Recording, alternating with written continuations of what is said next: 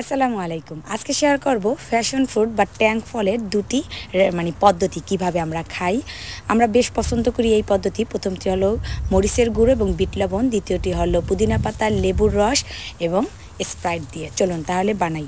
যেটি পুদিনা পাতা দিয়ে বানানো হয় এর নাম মোহিতো, ফ্যাশন ফ্রুট মোহিতো। তো পুদিনা পাতাটা হালকা একটু ছেঁচা দিয়ে রস এবং পুরো পাতাটা গ্লাসে ঢেলে নিলাম। তারপরে কিছু আইস ব্যবহার করব, 4 কি 5টা স্কুপ। এরপরে আপনি যতটুকু খান স্প্রাইট সরাসরি দিয়ে দিলেন। তারপর পার পার্সন অনুযায়ী 1 সিল্কা লেবুর রস অথবা 2 চামচ লেবুর রস আর একটি ফ্যাশন ফ্রুট ফুল আমরা দিয়ে দিলাম। ব্যাস মিক্স করে নেব। Passion fruit mojito.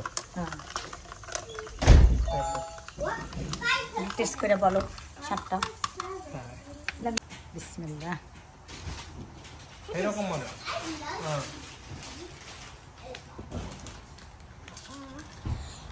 Fashion ফ্রুটের second way চাটনির মতো, এটা আমরা সবাই একটু বেশি লাইক করি। এটা কি কাঁচা? না, রেগুলারই। তো এই ফেলাই দিলাম হালকা একটু মরিচের গুঁড়ো। হ্যাঁ,